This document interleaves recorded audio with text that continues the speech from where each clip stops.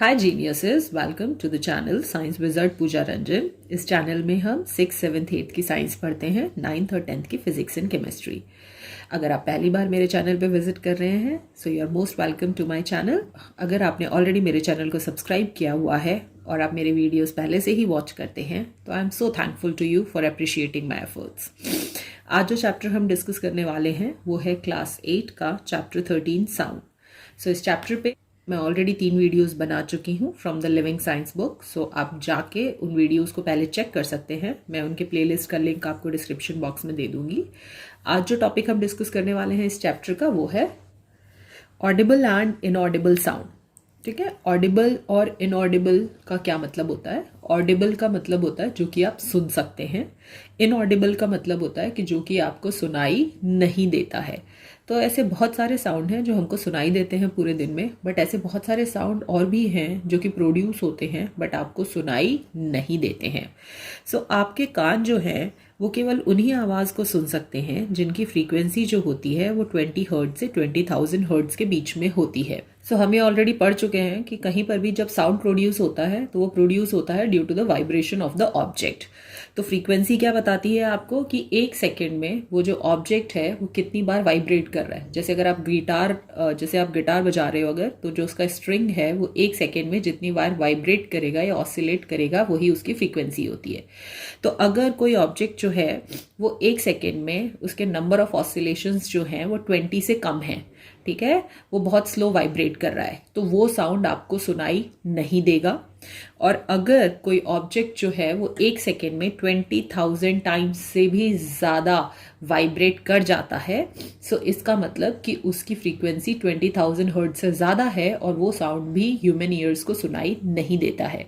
So human ears को केवल वही साउंड सुनाई देता है जो कि 20 हर्ट्ज से 20,000 हर्ट्ज के बीच में होता है, और इसीलिए इसी को हम ऑडिबल फ्रीक्वेंसी रेंज कहते हैं। सो अगर आपसे पूछा जाता है कि ऑडिबल फ्रीक्वेंसी रेंज क्या है, सो उसका आंसर होगा 20 हर्ट्ज टू 20,000 हर्ट्ज। सो जो लो फ्रीक्वेंसी साउंड होते हैं, मींस जिनकी फ्रीक्वेंसी 20,000 हर्ट्ज से कम है, जो कि आपको सुनाई नहीं देते, उनको इंफ्रासोनिक कहते हैं। और एक्चुअली ये हमारे लिए बून है, मींस आशीर्वाद है कि हमें इतने लो फ्रीक्वेंसी का साउंड सुनाई नहीं देता।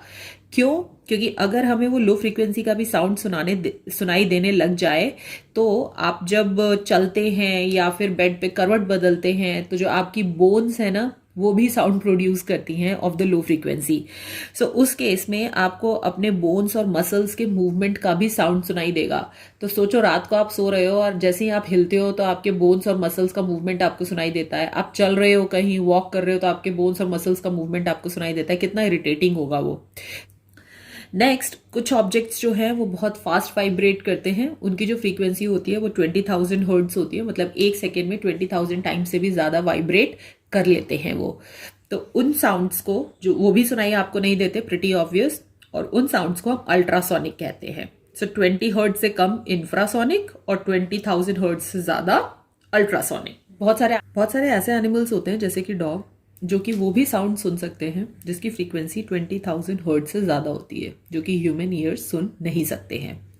ना ये जो अल्ट्रासोनिक वेव्स प्रोड्यूस होती हैं, ठीक है, तो ये जो अल्ट्रासोनिक वेव्स होती हैं they can be used by the engineers and doctors.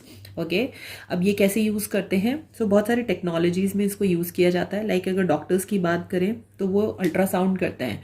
तो जैसे जब कोई मदर जो है वो प्रेग्नेंट होती है तो उसके अंदर फीटस फॉर्म होता है, ग्रोथ होता है फीटस का, उसको स्टडी करने के लिए कि वेदर वो जो फीटस है वो प्रॉपरली ग्रो हो रहा है कि नहीं, उसके सारे ऑर्गन्स और बॉडी पार्ट्स बन रहे हैं कि नहीं, ये अल्ट्रासोनिक वेव्स यूज होते हैं। ठीक है। सेकेंड, अगर हम इंजीनियर्स की बात करें तो इंजीनियर्स जो होते हैं they can use these ultrasonic waves in order to detect the flaws, मतलब कमी, कोई क्रैक है या कोई डैमेज है in the metals and the structures. ठीक, कैसे यूज होती है? अगर हम अल्ट्रासाउंड की बात करते हैं तो अल्ट्रासाउंड टेक्निक में जो ये अल्ट्रासोनिक वेव्स हैं ये ट्रेवल करती हैं through the tissue of the body. Sonic waves जो हैं वो मदर के वूम में एंटर करती हैं और फिर वो जाती हैं और टकराती हैं उस जो फीटस है ना, वो किससे बना है, जो सबसे स्मॉलेस्ट कंपोनेंट होता है जिससे कि कोई भी ह्यूमन बॉडी बनती है, दैट इज द सेल। और सेल जब कंबाइन करते हैं तो टिश्यूज बनते हैं। सो वो अल्ट्रासोनिक वेव जाके टिश्यू जो होता है ऑफ द फीटस उसके संग टकराती हैं और रिफ्लेक्ट बैक होके आती हैं वहां से। ठीक है। और जहाँ जहाँ भी चेंज होता है in the density of this tissue, वहाँ से वो टकरा के वापस आती हैं, ठीक है। सो उस केस में क्या होता है कि जब वो वापस आती हैं तो उन जो अल्ट्रासोनिक वेव्स होती है उनको कन्वर्ट किया जाता है इनटू द इलेक्ट्रिकल सिग्नल्स, और ये इलेक्ट्रिकल सिग्नल्स जो होते हैं ये इमेज जनरेट करते हैं ऑन टू द मॉनिटर, और उसके कारण वहाँ पर मॉनिटर पे आप जो बच्चे का या जो फीटस है उसका जो बॉडी पार्ट्स हैं, जो ऑर्गन्स हैं, वो क्लियरली देखे जा सकते हैं, whether they are growing properly और not. In the same way अगर हम इंजीनियर्स की बात करें तो अगर कोई क्रैक या होल होता है मेटल ब्लॉक में जो कि इनविजिबल है बाहर से, ठीक है, और अगर वो अंदर है तो उसके कारण जो स्ट्रक्चर है उसका स्ट्रेंथ जो है वो बहुत वीक हो जाएगा। So in order to test that जो अल्ट्रासोनिक वेव्स हैं उनको पास किया जाता है थ्रू द मेटल ब्लॉक, ठीक है, और जो डिटेक्टर्स हैं वो यूज किए जाते हैं to detect the transmitted waves. Okay, अब मान लो कि ये मेटल ब्लॉक है, यहाँ पे बीच में ये क्रैक है, ठीक है, तो यहाँ से ये अल्ट्रासोनिक वेव्स जो हैं वो भेजी जा रही है। अब जो अल्ट्रासोनिक वेव्स हैं आप देख रहे हो जहाँ पे फ्लॉज नहीं है ना, वहाँ से तो वो बिल्कुल डायरेक्ट निकल के आ जाती हैं। डिटेक्टर यहाँ रखा जाता है, ठीक है। सो यहाँ पे जो डिटेक्टर है वो डिटेक्ट करता है कि कौन कौन सी जो अल्ट्रासोनिक वेव्स हैं वो बिल्कुल स्ट्रेट लाइन में ट्रेवल करके आ गई हैं। बट जहाँ पे फ्लॉज हैं वहाँ पर क्या होगा कि जो अल्ट्रासोनिक वेव्स हैं वहाँ से टकराएंगी, क्योंकि वहाँ डेंसिटी चेंज हो जाती है, और टकरा के वो वापस से पीछे उल्टी डायरेक्शन में ट्रांसमिट हो जाती हैं। तो यहाँ पे डिटेक्टर जो है, यहाँ पर ये जो वेव्स अल्ट्रासोनिक वेव्स हैं ये डिटेक्ट नहीं करता है। सो अगर यहाँ पे अल्ट्रासोनिक वेव डिटेक्ट नहीं हो रही है, इसका मतलब कि वो टकरा के वापस चली गई हैं। तो इसका मतलब कि वहां पर बीच में कहीं पर फ्लॉज है, कहीं पे क्रैक है, और इस ढंग से अल्ट्रासोनिक वेव्स की मदद से जो क्रैक होता है या फ्लॉज होता है इनटू द मेटल और स्ट्रक्चर्स में वो पता किया जाता है। सो जो नेक्स्ट टॉपिक हम डिस्कस करेंगे वो है sound requires a medium to travel. Okay, मतलब साउंड को ट्रेवल करने के लिए मीडियम की ज़रूरत होती है। अब ये मीडियम क्या है, यहाँ पे मीडियम जो हो सकता है वो कोई भी सॉलिड सब्सटेंस हो सकता है, लिक्विड सब्सटेंस हो सकता है, और गैसियस सब्सटेंस भी हो सकता है। मतलब अगर कहीं पर सॉलिड, लिक्विड और गैसेस के पार्टिकल्स हैं तो वहीं पर साउंड ट्रेवल करता है, अदरवाइज साउंड ट्रेवल नहीं करेगा। मतलब कि वैक्यूम अगर है कहीं पर, लाइक स्पेस में जाओगे तो वहाँ पे कोई एटमॉस्फेयर नहीं है, सो स्पेस में इसीलिए साउंड ट्रेवल नहीं कर सकता है। अब ऐसा क्यों होता है? सो आप सबको पता है साउंड कैसे प्रोड्यूस होता है, जब भी कोई ऑब्जेक्ट वाइब्रेट करता है, और हमने ये भी पढ़ा है कि जो साउंड है वो ट्रेवल कैसे करता है। सो साउंड ट्रेवल करता है in the form of a sound waves. और साउंड वेव्स कैसे फॉर्म होती हैं? सो जैसे ही कोई ऑब्जेक्ट पे आप स्ट्राइक करते हो, जब वो वाइब्रेट करना शुरू करता है, जैसे ही वो ऑब्जेक्ट वाइब्रेट करता है, वाइब्रेट करने का मतलब कि टू एंड फ्रो मोशन करेगा। जब वो ऐसे ऐसे मूव कर रहा है तो उसके आसपास के जो एयर मॉलिक्यूल्स होते हैं वो उनसे कोलाइड करता है। जब उनसे कोलाइड करता है तो it transfer its vibration to the adjacent, मतलब उसके ठीक पास वाले एयर मॉलिक्यूल को। फिर वो एयर मॉलिक्यूल वाइब्रेट करने लगते हैं, फिर वो अपने नेक्स्ट वाले एडजेसेंट एयर मॉलिक्यूल को अपना वाइब्रेशन ट्रांसफर करते हैं, फिर वो नेक्स्ट वाले को, नेक्स्ट वाले को, नेक्स्ट वाले को, और इस ढंग से वहाँ पे रिफ्रैक्शन और कंप्रेशन जो होता है वो क्रिएट होता है, और इस ढंग से साउंड वेव फॉर्म होती है, और साउंड जो है वो ट्रेवल करता है in the form of a sound wave. तो कहने का मतलब ये है कि अगर एयर मॉलिक्यूल ना हो तो क्या वो वाइब्रेशन यहाँ से वहाँ तक ट्रांसफर हो सकती है, ट्रेवल कर सकती है? नहीं। सो इसीलिए वहाँ पे एयर मॉलिक्यूल्स या लिक्विड के मॉलिक्यूल्स या सॉलिड के मॉलिक्यूल्स का होना बहुत ज़रूरी है, तभी वहाँ पे जो साउंड है वो एक जगह से दूसरी जगह ट्रेवल कर सकता है। और इसीलिए क्योंकि स्पेस में वहाँ पे कोई मॉलिक्यूल्स नहीं होते हैं, बिल्कुल वैक्यूम होता है, वहाँ पे कोई मीडियम नहीं होता है, and that's why the sound can't travel from one place to another. Now does the sound requires a medium to travel? So ये थ्रू द एक्सपेरिमेंट आप कैसे प्रूव कर सकते हैं? इतनी बार ये क्वेश्चन भी पूछा जाता है, how with the help of the experiment you will prove that the sound requires a medium to travel? So in that case what you have to do, हम यहाँ पे एक कंटेनर लेंगे जिसका कि जो लिड है वो बहुत ही टाइटली क्लोज हो। लिड टाइटली क्लोज हो मतलब जिसमें एयर नहीं जा सकती हो, ठीक है। तो कोई भी आप कंटेनर ले सकते हैं। Make a hole at the bottom of the container. So यहाँ पे जो बॉटम है उसमें आपको एक होल क्रिएट करना है, और उस होल के थ्रू आपको एक वैक्यूम पंप जो है वो इंसर्ट करना है विद दिस होल, जिसमें कि जो कि अटैच्ड होगा with the rubber tube. So as you can see that this is the rubber tube, और यहाँ पे वैक्यूम पंप जो है वो अटैच किया गया है इससे। अब ये जो वैक्यूम पंप आप अटैच कर रहे हो, इसकी मदद से क्या करेंगे कि जितना भी एयर प्रेजेंट है ना उस कंटेनर के अंदर, उसको बाहर निकाल देंगे, जिससे कि उसमें वैक्यूम क्रिएट हो जाए। बट ये करने से पहले फर्स्ट हम क्या करेंगे कि वैक्यूम अभी क्रिएट नहीं करेंगे, एयर मॉलिक्यूल्स अभी इसके अंदर ही हैं, ठीक है।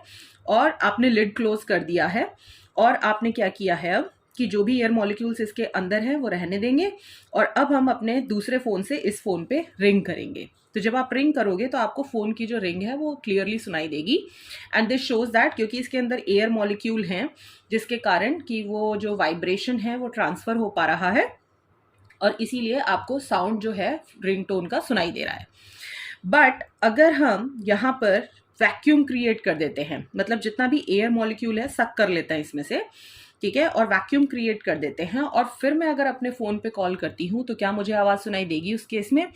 तो वहाँ पर क्या है कि जैसे जैसे आप वैक्यूम करते जाओगे तो जो आवाज़ है वो धीमी धीमी धीमी धीमी होती जाएगी और एक टाइम आएगा जब पूरा वैक्यूम हो जाएगा तो आवाज़ आपको सुनाई देना बंद हो जाएगी। सो ये जो एक्सपेरिमेंट है इसकी मदद से we can prove that the sound requires a medium to travel. So air के थ्रू तो हमने देख लिया कि हम कैसे प्रूव करेंगे through the experiment that the sound travels through the air. Now we are going to see the experiment जिसमें हम प्रूव करेंगे कि जो साउंड है वो ट्रेवल करता है थ्रू द सॉलिड मीडियम, ठीक है। तो इसमें आपको क्या करना है, आपको एक बहुत बड़ा सा टेबल लेना है, जैसे कॉन्फ्रेंस रूम में लंबी टेबल होती है ना, या फिर आपका डाइनिंग टेबल अगर 6 सीटर है तो you can use that too, ठीक है। एक कॉर्नर पे आप रहेंगे और दूसरे कॉर्नर पे आपका अगर ब्रदर सिस्टर हैं तो you can take the help of them, अगर वो नहीं है तो you can take the help of the parents, okay.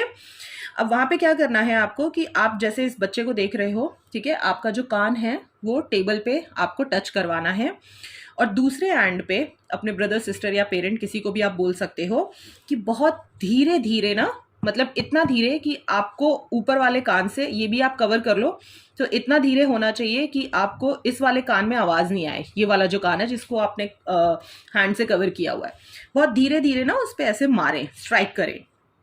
सो आप क्या देखोगे कि जब वो बहुत धीरे धीरे मार रहे हैं आपको इस कान में तो आवाज़ नहीं आ रही है, बट क्योंकि जो साउंड है can travel through the solid molecules, solid particles, so यहाँ से जो साउंड है वो ट्रेवल होके आपके जो कान आपने टच किया हुआ है टेबल पे उस पर आवाज़ सुनाई देगी। So this is how we can prove that कि जो साउंड है वो ट्रेवल करता है through the solid medium also. एक और एक्सपेरिमेंट है, एक्चुअली ये टॉय आप घर पे भी बना सकते हैं और ये बहुत ही फन गेम है, ओके। सो इसमें क्या कर सकते हैं, आप कोई भी 2 थर्मोकॉल के ग्लास ले लेना, ठीक है, और उनमें क्या करना, नीचे की तरफ होल करना है आपको, ठीक है, और होल करके और दोनों में जो धागा है वो टाई कर देना है, ठीक है। और फिर आपको क्या करना है, इतना ऐसा टाई करना कि इतना दूर आप दोनों अपने फ्रेंड्स एक दूसरे से खड़े हो सको, ताकि अगर वो धीरे से बोल भी रहा है ना तो आपको उसकी आवाज़ सुनाई नहीं दे, इतना दूर खड़ा होना है आप दोनों को, ठीक है। तो जब आप यहाँ पे अंदर इसके धागा टाई कर लोगे और इस वाले ग्लास में, तो आपको क्या करना है कि एक ग्लास अपने कान पे लगाना है, अपने फ्रेंड को बोलना है कि जो दूसरा ग्लास है ना उसके माउथ में धीरे से कुछ बोले, ओके। ऐसी चीज़ बोलनी है जो कि आपने नहीं सुनी हो पहले कभी, ठीक है। और जब जैसे ही वो बोलेगा तो जो साउंड है वो इस थ्रेड के थ्रू ट्रेवल करेगा। थ्रेड क्या है, सॉलिड है, तो अगेन साउंड थ्रेड के थ्रू ट्रेवल करके आप दूर खड़े होने के बाद भी आप अपने फ्रेंड की आवाज़ जो फेबल साउंड है उसका वो सुन सकते हैं, जो कि वो ग्लास में बोल रहा है बहुत धीरे से। सो दिस शोज दैट कि the sound is traveling through the thread and thread is the solid, so we can say that the sound can travel through the solid medium also. And the last experiment proves that how the sound can travel through the liquid medium. So इसके लिए आपको क्या करना है कि आपको एक tub लेना है जिसमें पूरा पानी भर दो, ठीक है, और जो मंदिर में घंटी बजाती होंगी ना मम्मा या पापा, सो एक बेल लेनी है, उसको अपने एक हाथ में पकड़ना है, उसको पानी में डाल दो, ठीक है, और आपका जो एक कान है उसको बंद कर लो, ये ऊपर वाला, और दूसरा कान जो है वो पानी के सरफेस पे रखना है, इतना ज़्यादा अंदर मत डाल देना पानी में कि पानी अंदर घुस जाए आपके कान में, मतलब बस सरफेस पे आपको टच करवाना है हल्का सा, ठीक है। और जितना हो सके उतना बॉटम में ले जाके जो आपका वो है बेल है उसको आपको मूव करना है। तो जैसे ही आप उसको मूव करोगे बेल को, सो उसमें से आवाज़ प्रोड्यूस होगी, और वो बेल की जो आवाज़ है वो इतने डेंस वाटर में से भी यू कैन हियर। कैसे पॉसिबल है, क्योंकि जो साउंड है जैसे ही ये वाइब्रेट करने लगेगा तो वाटर मॉलिक्यूल्स भी वाइब्रेट करेंगे, और वाटर मॉलिक्यूल्स जो वाइब्रेशन है वो नीचे से ऊपर की तरफ ट्रांसफर होगा, and that's why you are able to hear the sound through the liquid also. So this is how we can prove that the sound requires a medium to travel which can be solid, liquid और gas. We are going to discuss the speed of the sound. Okay अब sound जो है वो हर medium से travel तो कर सकता है, बट क्या गेस करके देख सकते हो आप कि कौन से मीडियम में सबसे ज़्यादा फास्ट ट्रेवल करेगा? सो जनरली जो साउंड होता है, जो उसका स्पीड होता है एयर में, ठीक है, and at the particular temperature, okay, at 20 degree Celsius, because जब आप टेम्परेचर चेंज करेंगे तो जो साउंड है उसकी स्पीड भी चेंज हो जाती है।